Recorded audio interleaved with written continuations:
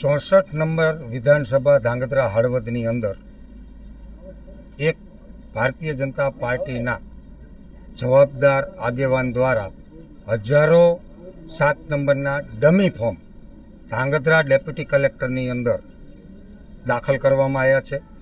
એટલે કે નામ કમી કરાવવા માટેની અરજીઓ કરવામાં આવી છે.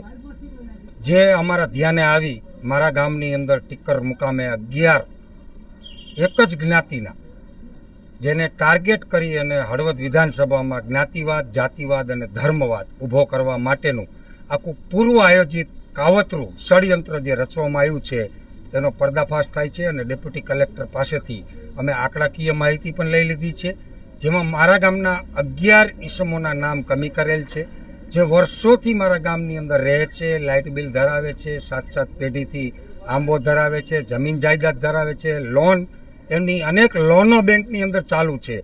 એવા લોકોના નામ કમી કરાવવા માટેના ડમી ઈસમો દ્વારા ડુપ્લિકેટ નંબર અને ડુપ્લિકેટ મતદાન કાર્ડના આધાર કાર્ડના નંબર નાખી અને પૂર્વ ષડયંત્ર કરવામાં આવ્યું છે, જેનો આ પર્દાફાશ કરીએ છીએ. અને હળવદ પોલીસ સ્ટેશનમાં ફરિયાદ દાખલ કરવા અમે આવેલા હતા.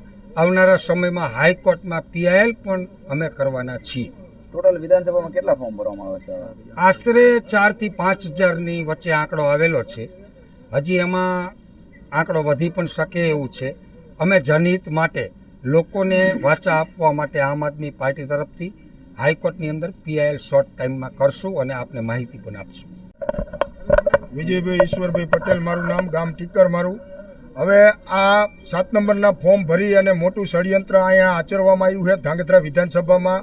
અમને જાણ થઈ, એમાંય મારા ગામના 11 મતદાર હતા. મારા ગામમાં બધા શાંતિપ્રિય માણસો રહે છે. મારું ગામ સારું એવું ગામ છે. ધાર્મિક પ્રસંગોમાં અમે હળીમળીને કામ કરી છીએ અને એક જ્ઞાતિને ટાર્ગેટ કરેલો જે મારા ધ્યાને આવ્યું. અત્યંત દુઃખદ બાબત છે, આવું ન થવું જોઈએ. પરંતુ અમારી માંગ એટલી છે કે આ ફોર્મ અહીંયા જમા કરાવનાર વ્યક્તિ તો એને આપનાર વ્યક્તિઓ કોણ? આ ફોર્મ મનવરભાઈના ઘરેથી કંઈ હાલીને તો ધાંગધ્રા પહોંચ્યા નથી.